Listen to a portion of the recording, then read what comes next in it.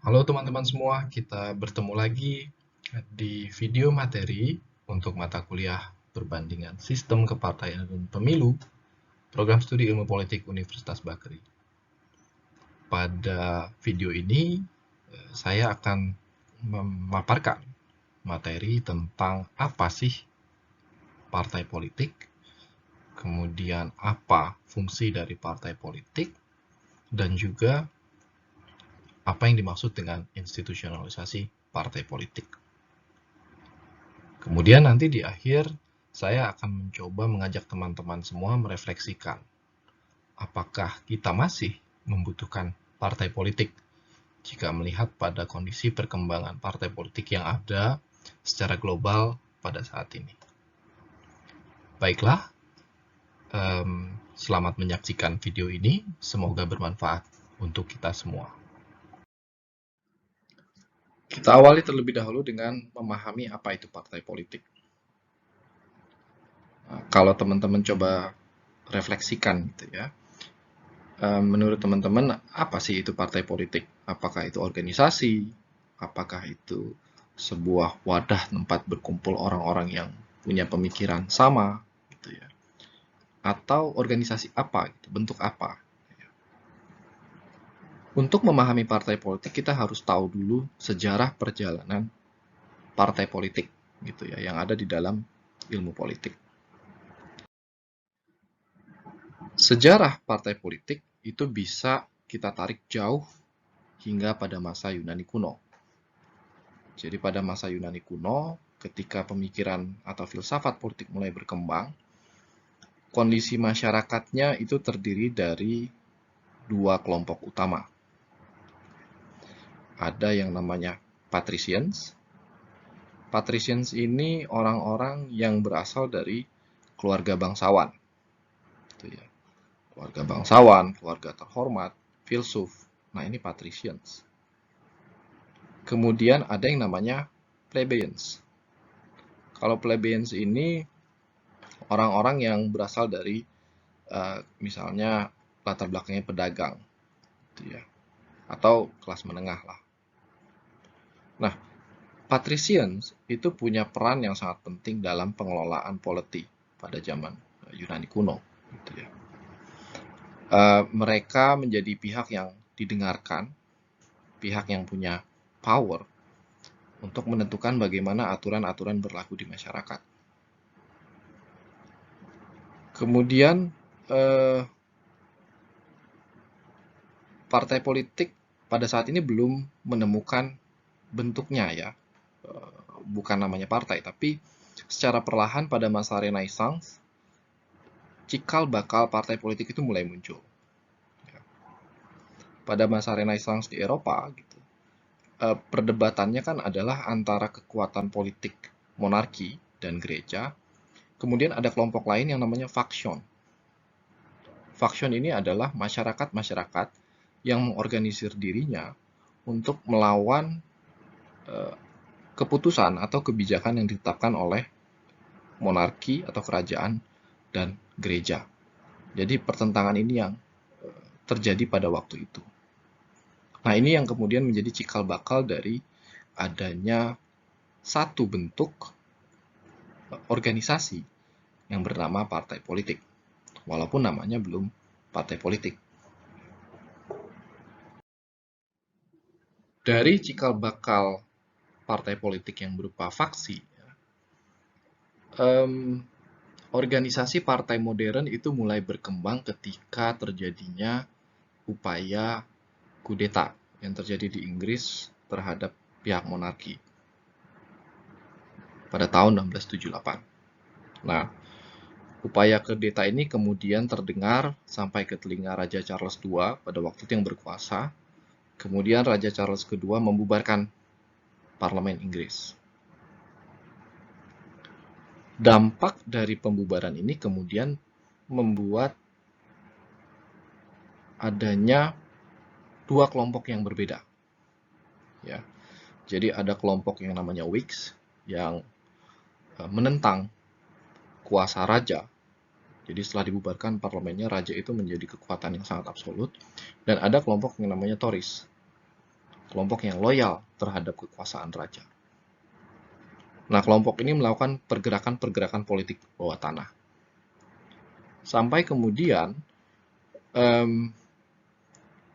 pola dan struktur organisasi kelompok ini tuh semakin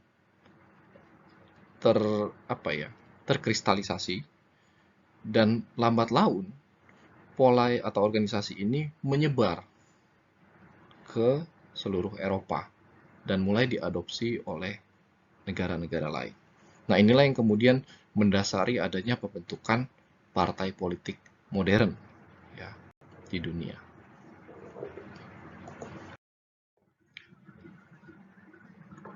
Berikut ini adalah beberapa definisi dari partai politik yang ada di literatur ilmu politik. Ya. Kalau dilihat misalnya ini Edmund Burke, dia beranggapan bahwa partai itu adalah sekumpulan orang yang punya tujuan dan maksud sama, dan keywordnya di sini adalah national interest. Jadi kalau Burke waktu itu melihat partai itu punya satu tujuan, yaitu untuk memperjuangkan national interest negaranya. Nah, ini harus dilihat konteksnya ya. Burke itu kan berkomentar tahun 1762. Pada waktu itu kan tentunya kondisinya masih belum begitu kompleks ideologi politik yang berkembang. Sehingga Burke cenderung melihat ya ini sebagai wadah organisasi masyarakat untuk berkumpul dan memperjuangkan kepentingan yang kemudian semuanya mengarah kepada kepentingan nasional. Kemudian definisi berikutnya ada dari seorang ilmuwan politik terkenal yang memang dianggap sebagai gurunya dalam ilmu politik ya, yaitu Giovanni Sartori. Nah, Sartori mendefinisikan partai politik itu sebagai sebuah organisasi politik yang kemudian hadir atau mengikuti pemilu. Gitu ya. Jadi bagi Sartori, semua orang bisa membuat organisasi politik, tapi belum tentu semuanya bisa menjadi peserta dalam pemilu. Apalagi misalnya kalau Sartori menambahkan di sini, partai politik itu ya mampu menempatkan wakilnya, kadernya di jabatan-jabatan politik melalui mekanisme pemilu.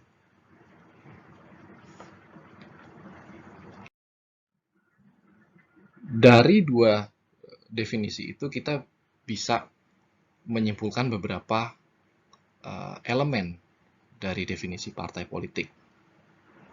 Pertama, partai politik itu terdiri dari sekelumpulan orang, ya, karena dia adalah sebuah organisasi. Kedua, yang namanya partai politik itu adalah sekumpulan orang yang punya tujuan politik, ya, tujuan politik, misalnya memperjuangkan kepentingan pihak tertentu atau kelas tertentu, gitu ya, menduduki jabatan politik itu tujuan politik, gitu ya, atau mendorong agar satu kebijakan itu bisa diimplementasikan gitu ya, secara luas di negara, itu juga tujuan politik. Nah, selain punya tujuan politik, karena ini kan organisasi ya, maka partai politik itu harus punya aturan. Dia punya statuta ya, sebagai organisasi yang mengatur bagaimana partai politik itu beroperasi. Termasuk di dalamnya hak-hak anggotanya apa saja sih? Kemudian cara pemilihan pemimpinnya seperti apa? Termasuk juga nanti cara menentukan kandidat yang akan ikut pemilu tuh bagaimana? Lalu syarat keanggotaan partai politiknya apa saja? Dan juga ideologinya apa? Itu yang paling penting juga ya. Apa yang diperjuangkan oleh partai politik itu. Nah, karena punya aturan, punya statuta, tentunya dia punya struktur organisasi yang jelas. Ada ketuanya, ada sekretarisnya, ada anggota, ya, dan mungkin ada juga Kalau di Indonesia kan karakternya ada dewan pembina gitu ya, semacam dewan pengawas. Dan itu misalnya di level nasional. Kemudian biasanya di level subnasional daerah itu ada pengurus daerah gitu ya, hingga sampai ke tingkat akar rumput. Gitu. Ada struktur organisasi yang baku diatur dalam peraturan partai, statuta partai. Dan yang terakhir, elemen yang juga tidak kalah pentingnya adalah partai politik itu berpartisipasi dalam pemilu. Ya, ini yang harus kita pahami. Jadi, orang mendirikan partai politik sudah seharusnya ya untuk merebut kekuasaan. Dalam tanda kutip, dia ingin memperjuangkan kepentingannya. Kepentingan partai itu yang mewakili orang-orang dengan visi yang sama. Sehingga, ya untuk memperjuangkan kepentingannya di level negara, dia harus ikut pemilu dong. Dia harus mendapatkan kekuasaan terlebih dahulu, agar kemudian bisa merealisasikan kepentingannya tersebut. Itu yang membedakan partai politik dengan organisasi politik lainnya ya. Jadi kalau kita lihat ada ormas namanya, ada asosiasi, macam-macam kan bentuk organisasi. Nah ini kan mereka nggak ikut pemilu. Tapi kalau partai politik, dia pasti ikut pemilu. Dan ini yang membedakannya, yang menjadi ciri khasnya sebagai sebuah organisasi politik. Oke, kita udah sampai sejauh ini sudah paham ya apa itu partai politik, apa elemen-elemennya dan yang membedakannya dengan organisasi politik lainnya. Nah, di sini kita akan mencoba memahami secara umum kenapa sih harus ada partai politik, atau lebih tepatnya apa sih fungsi utama dari partai politik. Kalau kita rangkum dari beragam literatur dengan partai politik ya, ada 3 sebenarnya fungsi utama partai politik. Pertama, fungsi sosialisasi politik atau pendidikan politik. Ini fungsi yang paling utama sebenarnya dan seringkali dilupakan oleh partai politik sendiri gitu ya. Jadi sebagai sebuah organisasi politik peserta pemilu, yang namanya partai politik itu punya kewajiban untuk mendorong kesadaran politik masyarakat atau warga negara. Tidak hanya misalnya dengan ikut menggunakan hak pilihnya, tapi secara substantif mendorong masyarakat untuk mendiskusikan masalah-masalah sosial politik melalui partai politik. Jadi, partai politik itu menjadi satu tempat di mana kemudian masyarakat itu bisa paham tentang manfaat dari proses politik. Ya, ingat, politik itu kan sebenarnya adalah proses mengalokasikan sumber daya yang terbatas di masyarakat agar bisa diterima oleh seluruh lapisan masyarakat, sehingga tentunya kesadaran masyarakat akan proses politik itu menjadi penting. Dan inilah tanggung jawab atau fungsi dari partai politik. Kemudian fungsi yang kedua adalah sebagai wadah rekrutmen politik. Gitu ya. Partai politik ini kan sebagai peserta pemilu harus mencalonkan kader-kader terbaiknya. Nah, dari mana kader-kader terbaik ini diperoleh? Tentunya lewat sebuah proses kaderisasi yang baik. Ya. Jadi melihat benih-benih atau bibit-bibit leadership yang ada di masyarakat, gitu ya. Orang-orang yang punya figur sentral dalam perubahan sosial di masyarakat itu sebenarnya bisa direkrut oleh partai politik. Sehingga nanti orang yang masuk ke dalam partai politik itu melihat politik itu sebagai karir, ya, bukan hanya sebagai selingan karir. Gitu. Ketika kita menempatkan politik sebagai karir gitu ya, maka politisi itu akan berpikir tentang bagaimana dia bisa memperjuangkan kepentingan sebaik-baiknya, kepentingan orang yang dia wakili sebaik-baiknya. Nah, ini juga menjadi fungsi utama dari partai politik. Dan terakhir, partisipasi politik.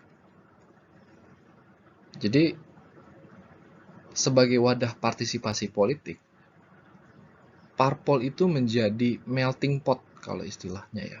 Pertemuan dari berbagai penjuru orang yang ingin mengeksersis haknya dalam berpolitik. Termasuk misalnya ingin terlibat dalam proses perumusan kebijakan. Nah, partai politik punya fungsi ini, dia harus membuka diri, menyerap aspirasi dari masyarakat, ya. Bagaimana pendapat masyarakat terhadap misalnya RUU tertentu, terhadap kebijakan yang dijalankan oleh pemerintah, apa yang harus dievaluasi.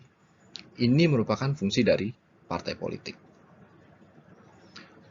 Dan biasanya ini juga dikenal dengan kerja-kerja di daerah konstituen ya, khususnya bagi politisi yang terpilih di parlemen, datang ke daerah konstituen, menyerap aspirasi, itu adalah salah satu mekanisme yang menjalankan fungsi parpol sebagai wadah partisipasi politik. Dan tentunya karena dia merupakan wadah partisipasi politik, maka parpol juga bisa memobilisasi orang. Memobilisasi dalam artian misalnya mengkampanyekan isu-isu yang penting, isu-isu yang mendesak, isu-isu yang kemudian mempengaruhi hajat hidup orang banyak. Mobilisasinya bisa lewat misalnya melakukan kampanye damai gitu ya, atau kemudian mengadakan audiensi dengan parlemen gitu. Ini salah satu bentuk mobilisasi partisipasi politik masyarakat. Di samping juga kampanye pemilu itu juga kan bentuk partisipasi politik. Tapi kan kalau kampanye pemilu mungkin sifatnya tidak kontinu ya, hanya 5 tahun sekali misalnya kalau pemilu legislatif.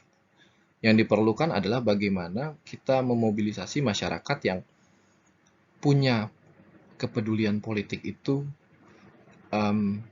bisa menyuarakan aspirasinya lewat partai politik.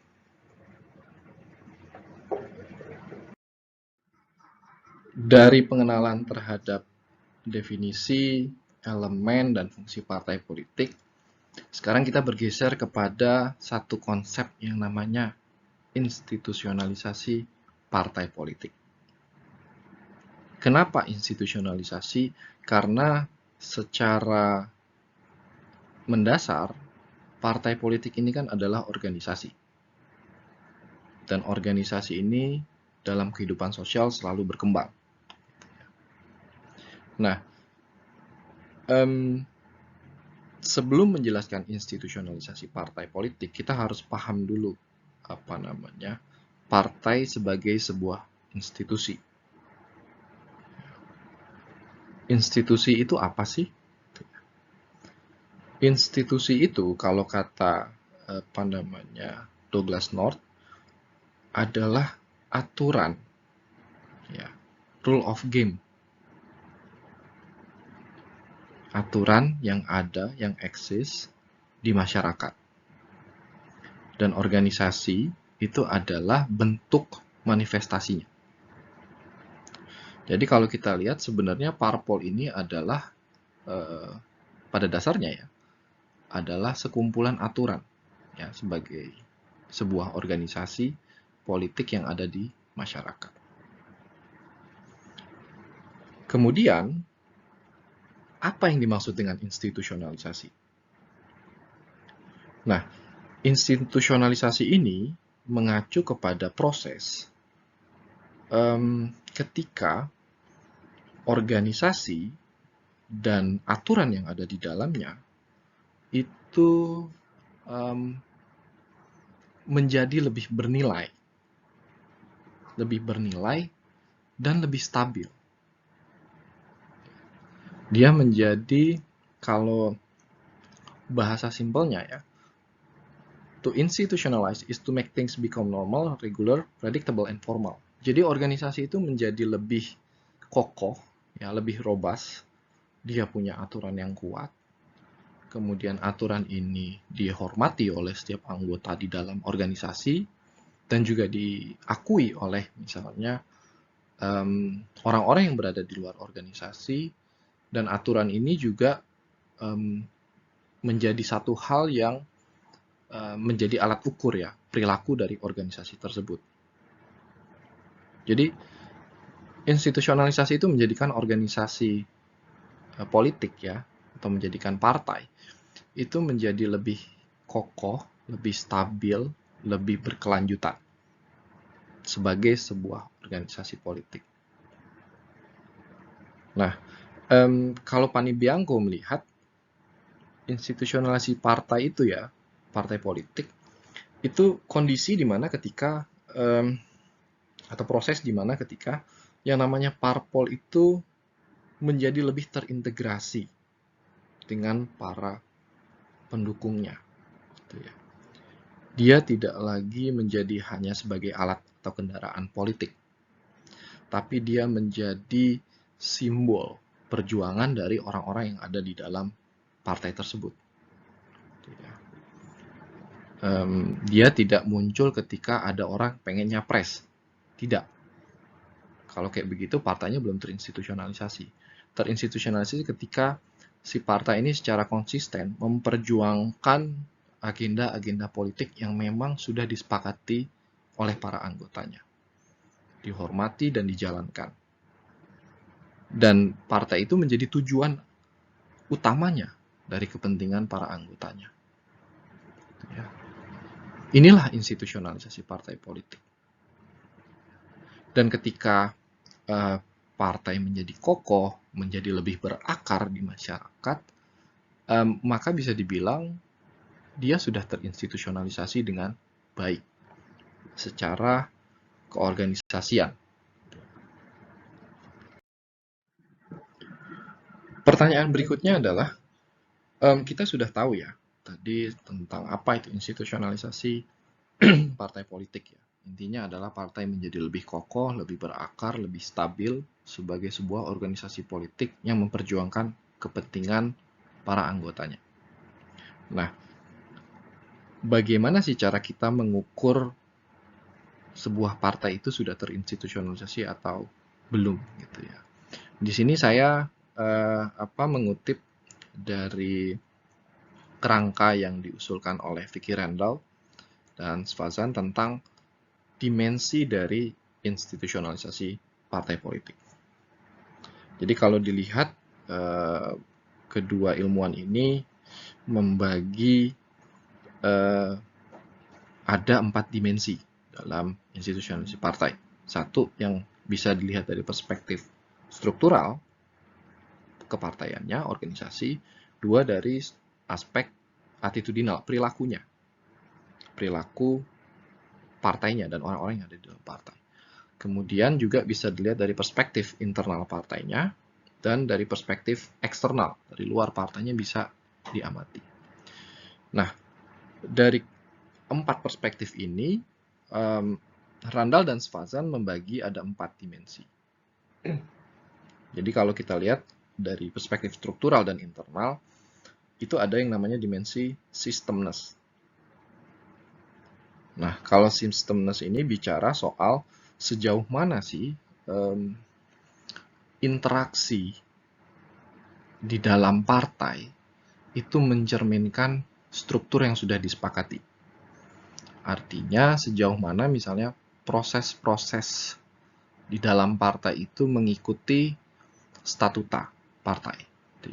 Semakin misalnya semua proses politik, misalnya pemilihan ketua umum gitu ya, ada di statutanya bahwa ketua umum itu siapa saja bisa mencalonkan, dan ini berjalan, aturan yang sama itu ditegakkan, berjalan selama bertahun-tahun, maka di situ bisa dilihat dari sisi struktural dan ruang lingkup internal partai itu terinstitusionalisasi.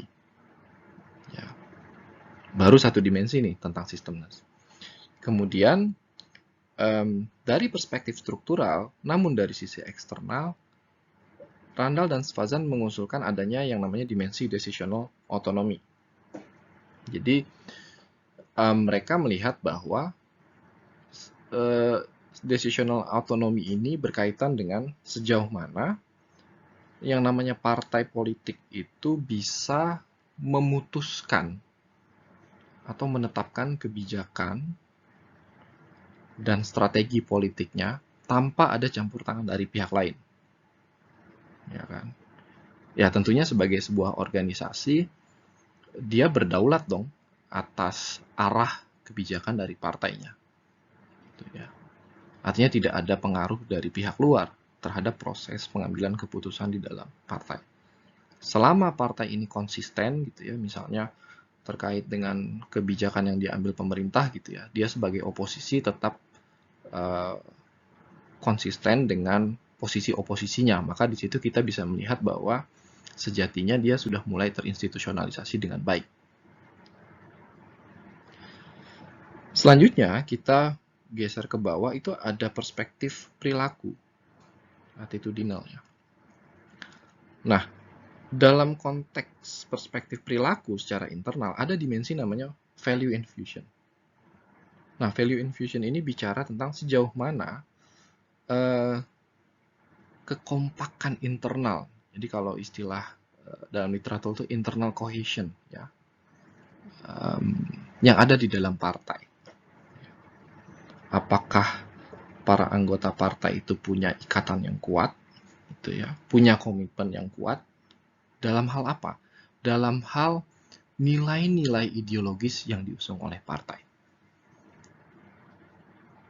Dan ini tercermin dalam perilaku para anggotanya, mulai dari struktur ketua umumnya yang paling atas sampai ke akar rumput. Nah, ini bicara bagaimana partai itu tidak lagi menjadi alat politik, tapi menjadi tujuan dari para anggotanya sendiri. Kemudian dari perspektif perilaku, namun eksternal ya, jadi orang yang ada di luar partai melihat, ini ada yang namanya reification dimensinya kalau kata Randall dan Svazan. Reification apa ini sih? Kalau kata Randall dan Svazan, ini berkaitan dengan sejauh mana gitu ya, publik itu bisa mengidentifikasi partai tersebut. Jadi ketika misalnya masyarakat umum gitu ya, baik itu pendukung maupun bukan pendukung partai itu, melihat partai gitu ya, begitu ditanya, menurut Anda partai X itu partai yang ideologi apa? Nah, masyarakat sudah pasti tahu. Jadi kalau ini berkaitan dengan istilahnya party ID gitu ya. Dan ini kan menunjukkan bahwa partai itu konsisten mewakili kepentingan tertentu. Dia tidak berubah-ubah, kemudian tidak labil gitu ya. Tetap konsisten dari dulu sampai sekarang, sehingga dia punya pendukung yang khas ya, dia punya simpatisan yang khas dan orang bisa mengidentifikasi preferensi politiknya dengan partai itu. Misalnya orang ini dia punya preferensi, dia mendukung kebijakan-kebijakan yang ramah terhadap kaum pekerja gitu. Dan dia bisa menentukan, oh saya memilih partai A karena memang konsisten selama ini dalam memperjuangkan kepentingan kelas pekerja gitu atau kaum buruh. Nah, inilah reification. Bagaimana orang yang ada di luar partai itu memandang bahwa partai politik itu punya satu sikap yang konsisten terkait dengan visi dan misinya dia, ideologinya dia, arah dan arah kebijakannya dia. Jadi systemness, decisional autonomy, value infusion, dan reification ini menjadi 4 dimensi yang bisa kita gunakan untuk mengukur sejauh mana partai politik itu sudah terinstitusionalisasi. Nah, teman-teman mungkin bisa coba iseng-iseng refleksikan dengan kondisi partai politik di Indonesia. Ya, coba cari satu partai, kemudian lihat apakah misalnya dari sisi systemness, apakah si partai ini gitu ya punya interaksi internal yang lebih stabil. Gitu. Apakah kemudian cenderung stabil, tidak ada konflik gitu ya, atau malah ada konflik, banyak sekali konflik. Gitu. Kemudian dari sisi value infusion gitu, misalnya kita bisa amatin jika ada informasi dari media gitu ya, apakah misalnya tidak ada faksi-faksi di dalam partai itu, gitu ya, semua satu suara. Dan dari decisional autonomy kita juga bisa lihat apakah partai ini konsisten dengan garis perjuangannya. Tidak misalnya dia anggota koalisi gitu ya, tapi kemudian akhirnya mengorbankan garis kebijakannya demi tetap berada di koalisi. Nah, ini kan berkaitan dengan decisional autonomy. Kalau yang terinstitusionalisasi dengan baik, dia akan stick pada garis perjuangan. Dan yang terakhir, reification. Reification ini biasanya itu dijelaskan dengan survei. Coba teman-teman lihat di media survei terkait party ID di Indonesia. Gitu ya. Sejauh mana orang bisa mengidentifikasi kedekatannya dengan partai politik tertentu. Kalau jumlahnya misalnya cukup banyak, gitu ya, artinya partai-partai di Indonesia itu sudah terinstitusionalisasi dengan baik. Tapi kalau misalnya jumlah orang yang nggak bisa mengidentifikasi dia lebih dekat dengan partai mana, berarti kan ada masalah nih. Partai-partai politik kita tidak tidak punya konsistensi terkait dengan image-nya di ruang publik.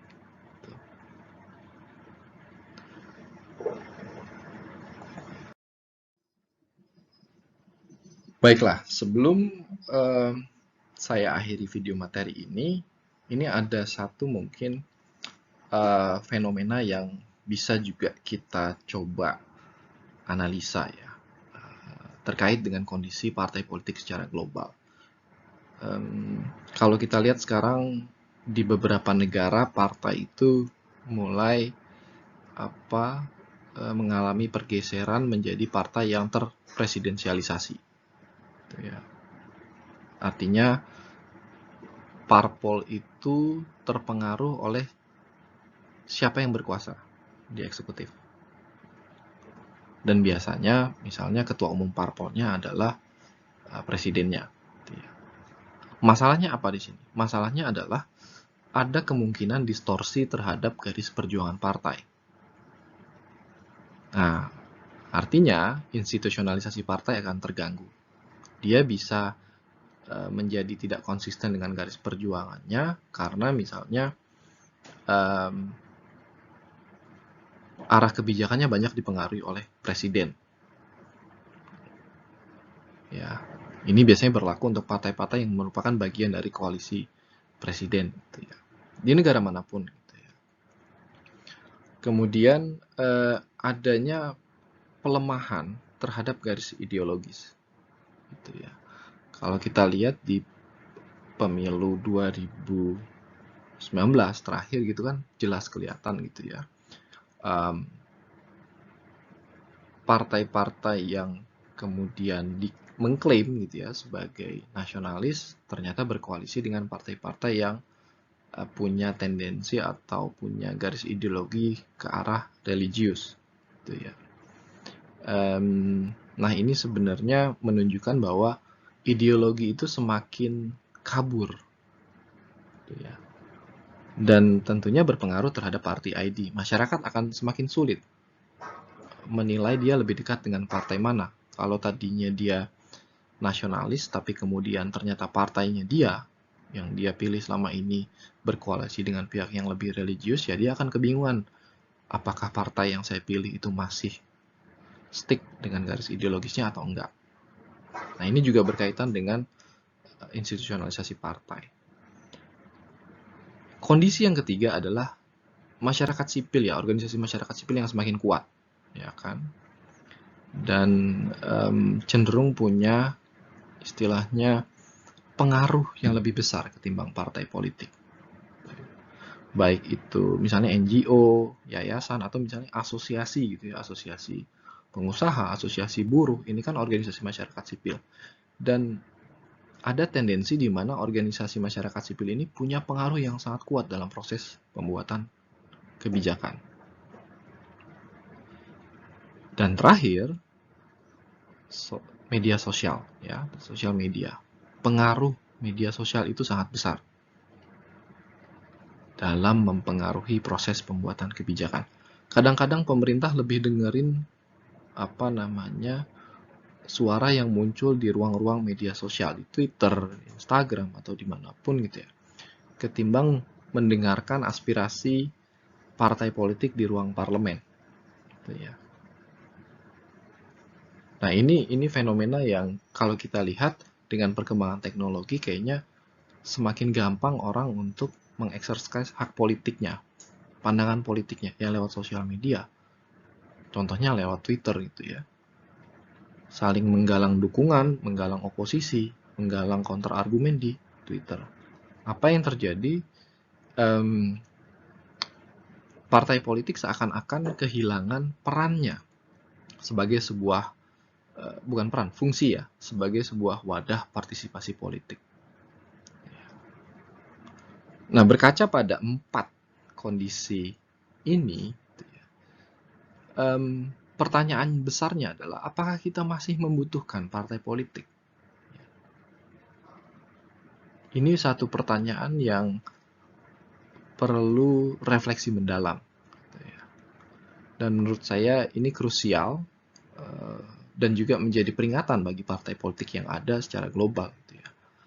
Bahwa 4 kondisi ini menjadi ancaman bagi fungsi-fungsi partai politik, bagi proses institusionalisasi partai politik. Oke, demikian video materi untuk sesi 2 tentang memahami partai politik. Apa itu definisi, elemen-elemennya, dan apa sih kondisi teraktual yang dihadapi oleh partai politik. Semoga apa yang sudah saya sampaikan bermanfaat untuk teman-teman semua. Sampai ketemu di video materi selanjutnya.